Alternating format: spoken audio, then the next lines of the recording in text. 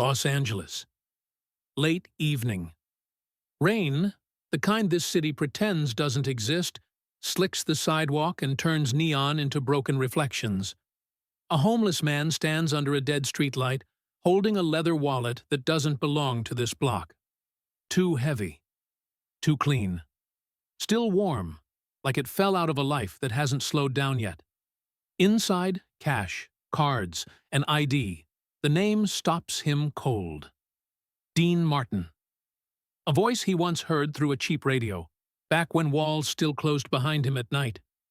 A man who has no idea that somewhere in this city, a stranger with nothing left to lose, is weighing a decision that could quietly rearrange his future.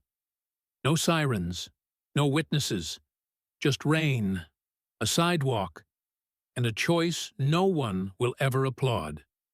He could disappear with the wallet. No one would chase him. No one would care. So why doesn't he? Because this story isn't about honesty. It's about recognition. And about what happens when the wrong person makes the right decision. Quietly, dangerously, in a city that never forgives either. And once that choice is made, there is no clean way back. Let us know where you're watching from, and we hope you enjoy the story. The night had weight to it, not just darkness, but density. Los Angeles after midnight in those years didn't sleep. It slowed down, leaned against walls, smoked under flickering signs. The air near the club was still warm from bodies that had just spilled out laughing too loudly. Cars pulling away in smooth, careless arcs. Then the noise thinned. What remained was the scrape of shoes on pavement and the distant hiss of traffic breathing through the city. He saw the wallet because it didn't belong there. Black leather, thick, lying half-shadowed near the curb as if it had fallen with intention rather than accident. The street was cold through the soles of his shoes. The wallet wasn't. When he picked it up, it held heat, not metaphorical warmth, but the lingering temperature of a jacket pocket, of a man who'd just stepped out of light. He didn't open it right away. That hesitation had nothing to do with conscience. In the late 60s, early 70s, hesitation was survival. You didn't rush curiosity. You weighed it. When he did open it, he expected cash. There was cash, more than he'd held in months, folded without care, the way people fold money when it's never counted twice. But it wasn't the bills that tightened his jaw. It was the handwriting. A small, torn slip of paper, creased thin, with a phone number written in blue ink. No name, just 7 digits. Beneath it, almost hidden in the fold, a note written to no one in particular. Not lyrics, not jokes. A reminder, blunt and private, the kind you write for yourself when you don't trust memory. The words didn't matter as much as their tone. Tired, precise, stripped of performance.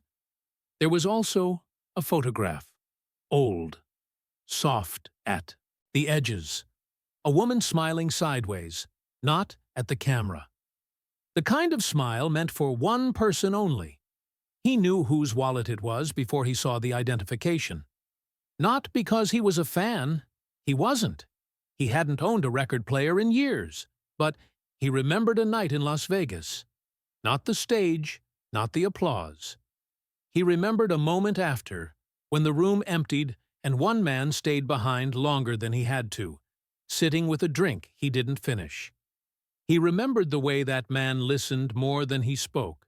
That memory had followed him longer than it should have.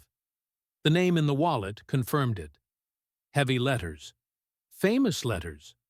Letters that could open doors or close mouths. He closed the wallet slowly. Selling it was the obvious move. People paid for less dangerous things. Returning it, though, that was complicated.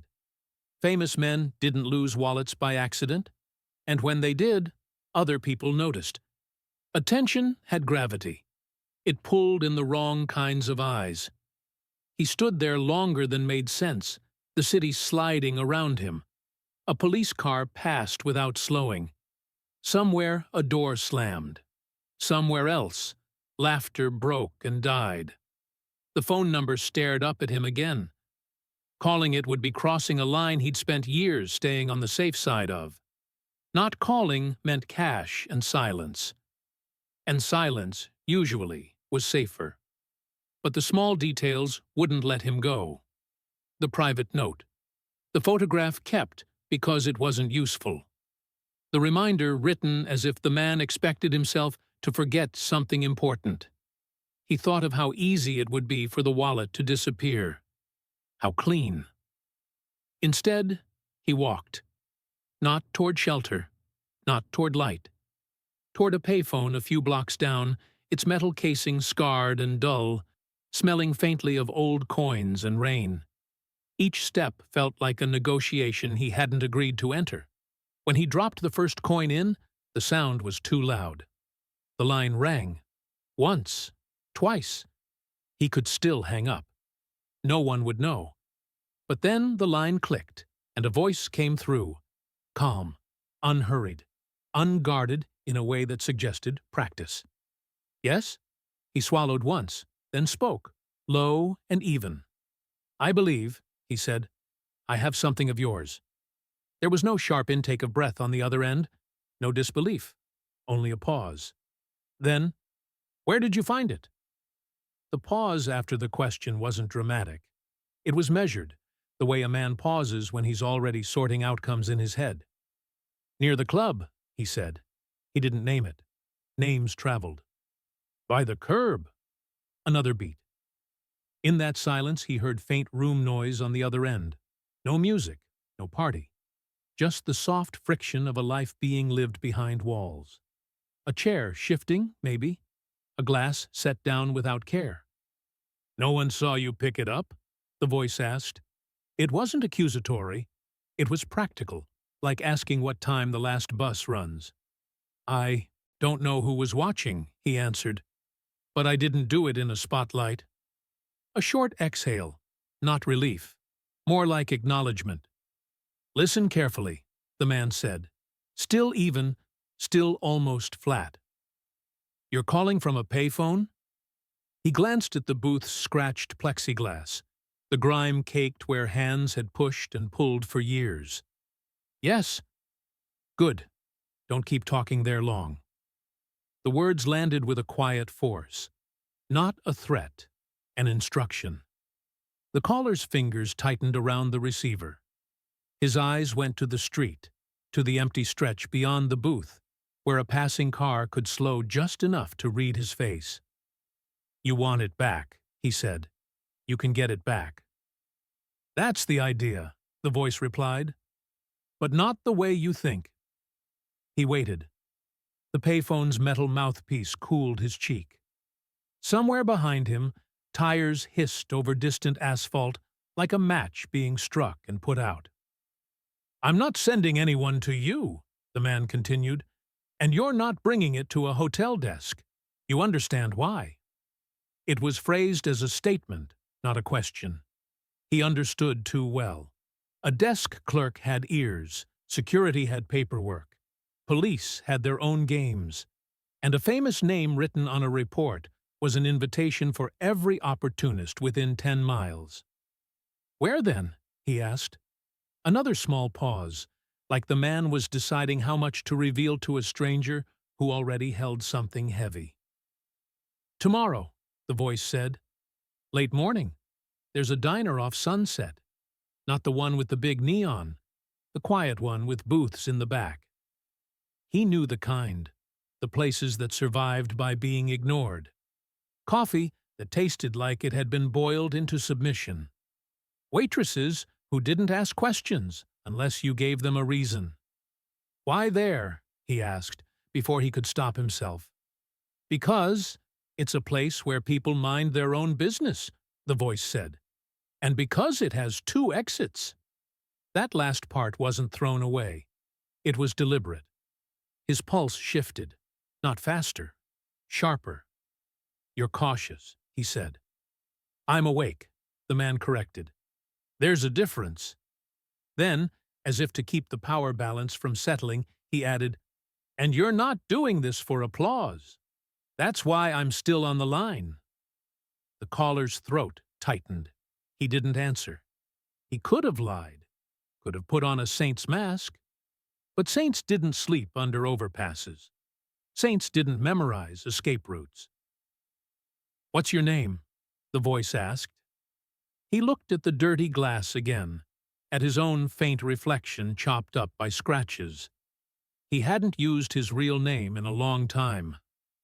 "It doesn't matter," he said. "It matters if I'm walking into a trap," the man replied, calm as ever. A car rolled by slower than it needed to. His eyes tracked it until it disappeared. When he spoke, his voice dropped further, almost swallowed by the booth. "Call me Charlie," he said. Another pause. Then, unexpectedly, "All right, Charlie." No sarcasm, no skepticism, just acceptance, as if names were tools, not truth. "One more thing," the man said. "Open it again." Charlie's hand stiffened. "Why?" "I want to know what you saw," the voice replied. "Not because I'm worried about money. Because there's something inside that shouldn't be on the street." Charlie's stomach turned slightly. The torn note. The number without a name. He didn't admit it outright. He didn't deny it either. "I saw paper," he said carefully. "Did you copy anything?" "No." A pause that felt like a scale tipping. "Good," the voice said. Softer now, almost distant. "Then bring it closed. Don't show it to anyone. Don't mention it. If anyone asks you about it before tomorrow, you didn't find anything at all." Charlie swallowed. "You expect that to happen?" The answer came without heat, without drama, like a man stating the weather. "I don't expect," the voice said. "I prepare." The line clicked, but before it went dead, the man added one last sentence, quiet, almost casual, yet sharp enough to cut through the city noise. "And, Charlie, don't arrive early. Early gets noticed." The dial tone returned, steady and indifferent. Charlie held the receiver for a second longer than necessary, as if letting go would make the whole thing real. Then he hung it up and stepped out of the booth. The street hit him with its cold again. The wallet pressed against his ribs like a secret that had already started costing him. The diner smelled like old coffee and fried oil that had soaked into the walls decades ago. Late morning light slid in through narrow windows, catching dust in slow motion. Booths lined the back wall like private compartments on a train that never left the station. Charlie arrived when he was told to. Not early, not late. He chose the last booth, back to the wall, eyes on the door without making a show of it. He didn't order. The man came in alone. No entourage, no hurry. A dark jacket, open collar, nothing that announced him except the way the room adjusted when he stepped inside. Not silence, just a subtle recalibration. The waitress glanced up, recognized him without smiling, and went back to her coffee pot. That, more than anything, told Charlie this place had been chosen carefully. The man slid into the booth across from him without asking. They looked at each other for a full second.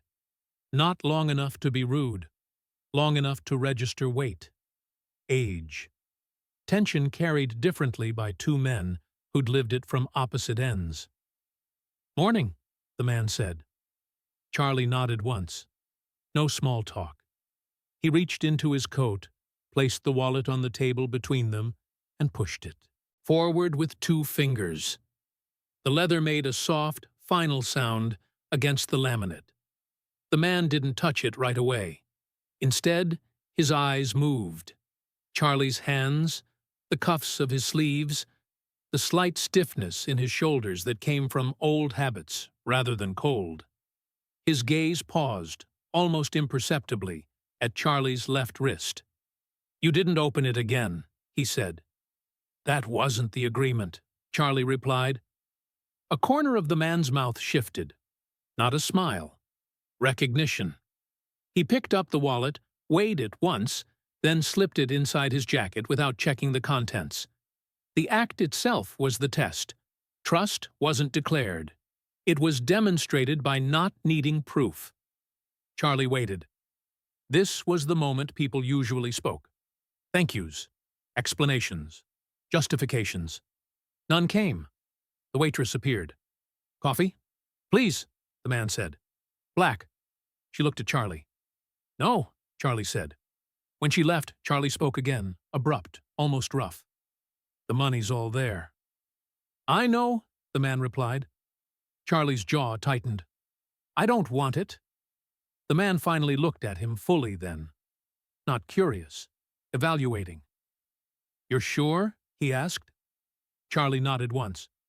I've taken money that cost more later. The words landed heavier than intended.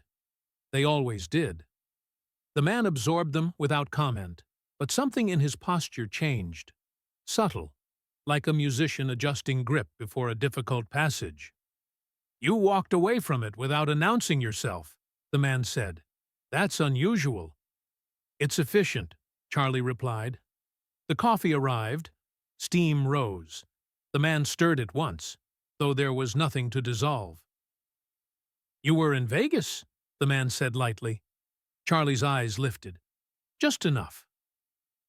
A while ago, he said. Long enough ago that most people would forget, the man continued. But not you. Charlie didn't deny it. He didn't confirm it either. He shifted in the booth, and the man noticed the way he favored one side. An old injury. Managed, not healed. You didn't flinch when you heard my name, the man said.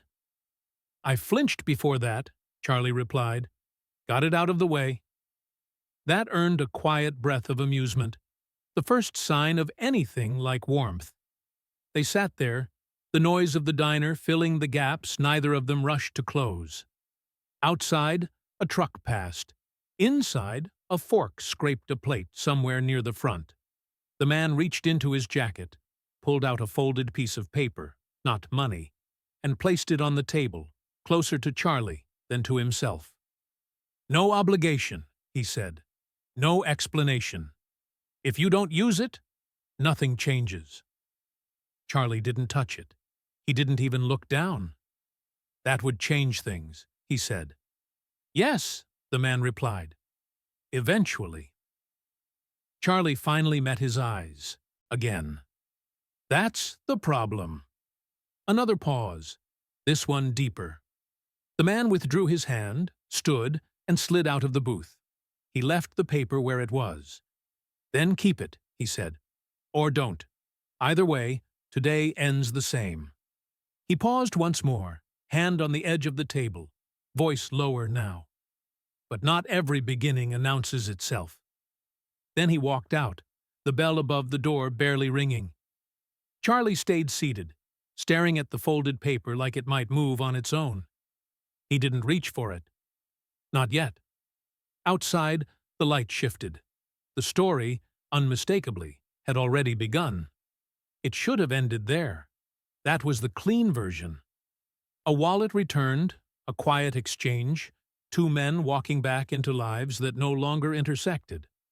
Los Angeles offered 1,000 places to disappear, if you knew how to keep moving. Charlie knew how. For a few weeks, it worked. He changed corners, shifted hours, slept lighter than usual, but that had been true for years. He kept the folded paper untouched, creased now only by time and humidity, not intention. He told himself that was discipline, not fear. Then Las Vegas came back into the room without knocking. It happened in daylight, which made it worse. Early afternoon, too bright for trouble. Charlie was standing near a service entrance behind a low-rise building where deliveries came and went without questions. A man stepped out for a cigarette, mid-40s, clean shirt, tired eyes. They locked on Charlie for half a second too long. The cigarette paused. Jesus, the man said quietly. I thought you were dead. Charlie didn't answer. He didn't turn either. Turning would have meant recognition going both ways. "You don't use that name anymore," the man continued, voice careful now. "But I know you." Charlie finally looked at him, not sharply. "Just enough." "Then forget it," Charlie said. The man let out a short laugh with no humor in it. "You think I didn't try?" That was all it took. No threats, no raised voices, just a confirmation that the past had been watching, patient as ever. Later that night, Charlie crossed paths with the singer again. Unintentionally, impossibly. A side corridor near a venue, not backstage but adjacent, where equipment cases waited like dormant animals. The singer stopped when he saw Charlie, surprise flashing only briefly before calculation replaced it. "You," he said. Not accusing. Assessing. "Didn't plan this," Charlie replied. "I believe you," the singer said. Then, after a beat, "But someone else might not." That was when Charlie knew the diner hadn't been an ending. It had been a hinge. They stood there while a roadie passed without looking up. The singer's face stayed neutral, but his eyes hardened slightly, not with anger, with arithmetic. "You worked nights," the singer said. "Vegas. Closed rooms." "No, windows." Charlie didn't confirm it. He didn't have to. "I saw how people disappeared," Charlie said. "Not physically, professionally, socially, quietly." The singer nodded once. "So did I." The silence stretched, dense with shared knowledge, neither of them romanticized. Vegas wasn't neon from this angle. It was logistics, access, favors that never expired. "I should have let the wallet stay lost," the singer said, not bitterly, honestly. "And I should have kept walking," Charlie replied. Neither of them smiled. Later, alone, the singer sat in a darkened room with a drink he didn't touch. He replayed the chain in his head. The call, the diner, the refusal. He had lived long enough to recognize patterns. Good intentions didn't announce themselves with trumpets. They arrived quietly and dragged consequences behind them. He had spent years keeping his distance from certain doors. Not slamming them, just never standing close enough to be pushed through. Now one had opened anyway. Helping Charlie wasn't charity. It was exposure. And exposure in his world attracted interest from people who mistook proximity for leverage. He understood the risk with clarity that bordered on fatigue.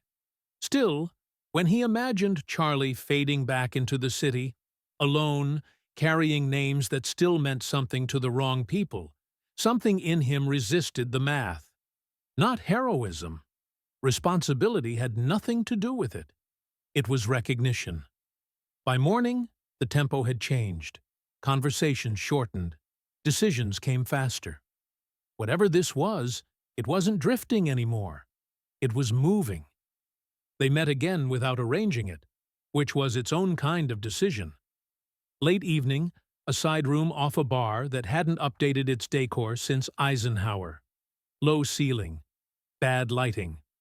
A place that discouraged sentiment by default. Charlie arrived first. He stood instead of sitting, back near the wall, hands loose but ready. When the singer entered, there was no greeting this time.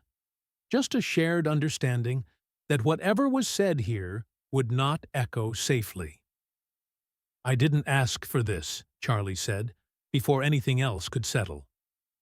"I know." Dean Martin replied. He didn't take off his coat. "That's what makes it complicated." Charlie nodded once. He seemed thinner than before, though that might have been the light. Or the way men looked when they stopped pretending tomorrow was guaranteed. "You want to know why I didn't take the money," Charlie said. "I want to know why you came back at all," Dean answered. Charlie considered that. Then he spoke, not softly, not dramatically. Just clean. I lost a job that wasn't supposed to be lost. One mistake. Not a scandal. A misstep. The kind that doesn't make headlines but closes doors. He paused. I drank after that. Not to forget. To slow things down. Slowed them too much. Dean didn't interrupt. He leaned back slightly, eyes steady, as if listening cost him nothing. It always did. I didn't fall fast, Charlie continued. I slid, and once you're sliding, pride doesn't help. It just tells you lies. Silence followed, heavy, but not awkward. Dean finally spoke. I'm not offering you money. Charlie exhaled through his nose. Good. I'm not offering you sympathy either, Dean went on, or a story where I fix something broken. He leaned forward now. I'm offering you structure, rules, work that doesn't look like mercy, and the understanding that if you take it, there's no room for excuses. Charlie absorbed that. His jaw tightened, not in resistance, but calculation. That kind of help isn't free, he said. No, Dean agreed. It's expensive. For both of us. Charlie looked away. Toward the door. Toward the exit that had become his reflex. If I accept, he said slowly, your name gets closer to things you don't want touching it. Dean didn't deny it. That's already happened. Charlie shook his head once. Not enough to matter. Yet. He turned back. You spent your life avoiding certain shadows. I recognize that. I did the same. Until I couldn't. The roles had shifted. Dean felt it. The quiet pressure of it. I won't be the reason someone thinks they can use you, Charlie said. Not after everything you did to keep distance. The refusal wasn't dramatic. No raised voice. No wounded pride.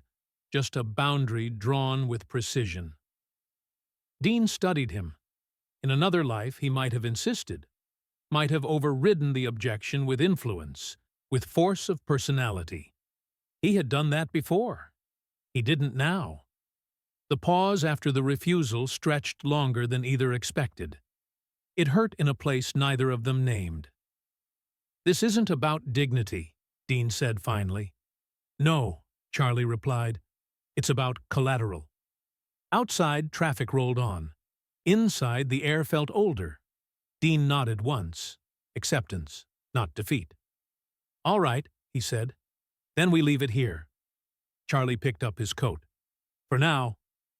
As he moved toward the door, Dean watched him with an expression that had nothing to do with charity and everything to do with discomfort, the kind that comes when indifference would be easier, and you refuse it anyway.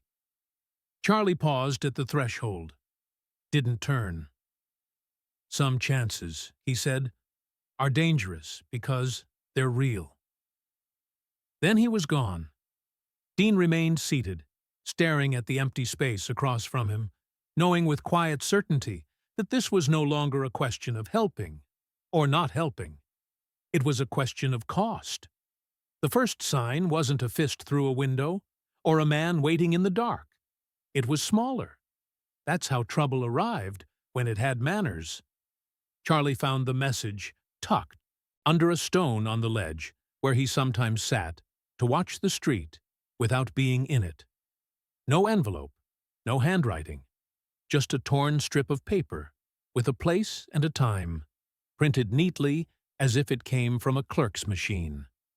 Beneath it, a single line. You've been seen. He didn't need a signature.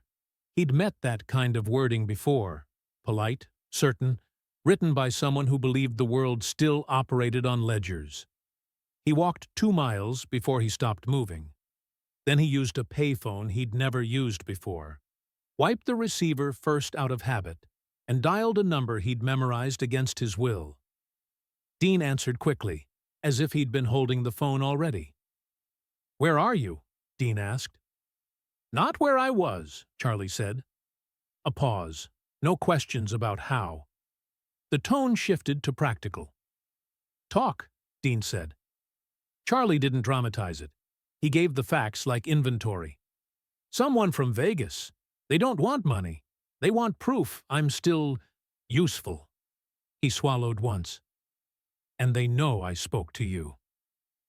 Dean's breathing stayed even, but something tightened behind it. He stared at the wall in his hotel room, at the lamp that made everything look softer than it was. Did they say my name? Dean asked. They didn't have to, Charlie replied. That was the venom of it. Not blackmail with documents, leverage with implication. The kind that never appeared in court, never reached newspapers, but still moved men like chess pieces. Dean closed his eyes briefly. He had built an entire career on being the face people wanted to believe in while keeping the machinery at arm's length. Now the machinery had found a seam. Don't go to that meeting, Dean said. If I don't, Charlie answered, they'll come closer. To me or to you. Either way. Silence. Then Dean spoke, low, controlled. You're not doing anything alone. I'm not asking for backup, Charlie said. I'm warning you the door's open. Dean understood. A warning was a gift when it arrived early enough. That night, Dean didn't call managers or lawyers.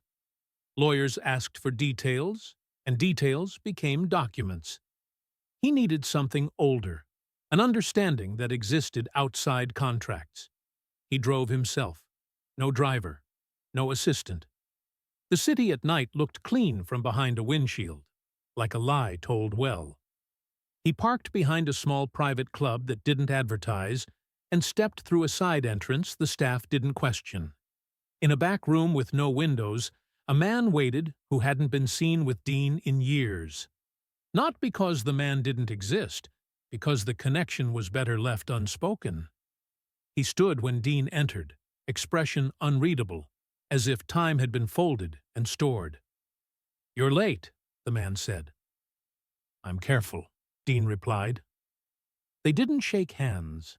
They didn't reminisce.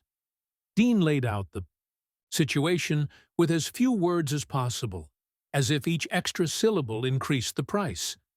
The man listened, eyes narrowing slightly at the mention of Charlie's shadowed past. When Dean finished, the man nodded once. Agreement, not approval. It can be quiet, the man said, but quiet costs. Dean looked at him. How much? The man didn't name a dollar figure. He named something worse. A favor returned, a distance shortened, a door reopened that Dean had kept shut for his own peace. Dean's jaw set. He didn't argue. Do it, he said. When he left the club, the night felt colder than before. Not because the air had changed, because he had. Charlie didn't know any of this while it happened. He only knew that the next morning another strip of paper appeared where the first had been, held down by the same stone. No place, no time, just one sentence, plain as a receipt. You're clear. Stay clear. Charlie read it twice, then burned it with a match he'd been saving for cigarettes he no longer smoked. Across town, Dean sat alone with a drink that still wasn't touched, staring at the dark television screen reflecting his face back at him. He had contained the damage, but containment wasn't peace. It was payment made in silence. For a while, life behaved. No calls that rang too long, no cars idling outside the wrong building. The city went back to doing what it always did, swallowing people whole and pretending it had never tasted them. Dean returned to stages, to cameras, to rooms where laughter was expected on cue. Charlie returned to the edges, where silence wasn't an act. And then Charlie was simply absent, not dramatically, not as a headline. He stopped showing up at the corners where he could usually be found. The ledge stayed empty. The payphones stayed silent. Weeks passed, then months, and Dean caught himself scanning faces in places he had no reason to scan, irritated at the habit, as if it were a minor flaw he could correct. He asked once, carefully, through someone who knew how to ask without leaving fingerprints? The answer came back thin. Nobody had seen him. That should have been relief. It wasn't. Time moved the way it always did for men who never truly retired. In airports, dressing rooms, hotel hallways that smelled like carpet shampoo. The episode became one more sealed compartment in Dean's head. Still there, but not spoken of. Until a night years later when a familiar name surfaced in the most casual way possible. Dean was sitting in a quiet office behind a venue, waiting out a delay, half listening to a conversation between two staff members. One of them, an older stagehand with tired hands, mentioned a man from Vegas, someone who'd gone down hard years back, someone who vanished smart. Smart? Dean repeated gently, as if the word had snagged him. The stagehand shrugged. Didn't drag anybody with him. Left a note, I heard. Not for sympathy. Just closure. Dean felt a small shift in his chest. Not panic. Recognition. He didn't push. He waited until the stagehand left. Then he made one phone call to a person who dealt in records that weren't public. The request was simple. Find anything connected to an old name Charlie had never said out loud. The name that had flashed once in another man's eyes behind a service entrance. A week later, a thin envelope arrived at Dean's house, forwarded with discretion. Inside was not a report, not a photograph. Just a copy of a letter filed with a church office that handled quiet outreach. Food lines, temporary beds, paperwork for men who didn't want attention. The letter was unsigned, but the phrasing was unmistakable. Short sentences, stripped of decoration, written by someone who distrusted emotion on the page. It stated, in plain terms, that the writer was leaving Los Angeles permanently, that he did not want to be found, that any debts tied to his old life would die with the trail he was cutting. And then, one line that made Dean sit perfectly still. Tell him I didn't return the wallet because I was honest. I returned it because I remembered what he did once, when nobody was watching. Dean read it again, slower. His mind slid backward through decades. Vegas, a closed room, a situation he'd refused to step fully into. A moment when he could have made a choice that benefited him and cost someone else dearly. A moment he had handled quietly, not out of purity, but because he couldn't stand the alternative. No applause, no story. Just a private decision and a door he walked away from. Charlie had seen it. Not the stage, not the legend. The other part. The part Dean had tried to keep separate from the persona that sold tickets. Dean sat at his kitchen table long after the house went dark, the letter flat beneath his hand like a card that had been played years late.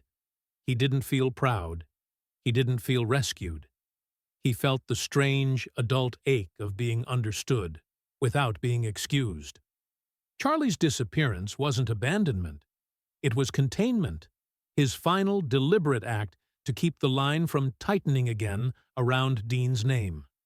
To remove himself as leverage, to take the weight and carry it out of frame. Dean folded the letter carefully, as if it could tear from being handled too roughly. He placed it back into the envelope and didn't put it in a drawer. He left it where he could see it. Later, when he stood alone in front of a mirror adjusting his tie before another show, he watched his own face and realized something that landed without comfort. Sometimes, the most dignified kindness isn't staying. It's leaving so completely that nobody can use your existence as a handle. He turned off the light, walked toward the stage, and carried that silence with him. Not as a moral, not as a victory, but as the only honest ending two men like that ever get.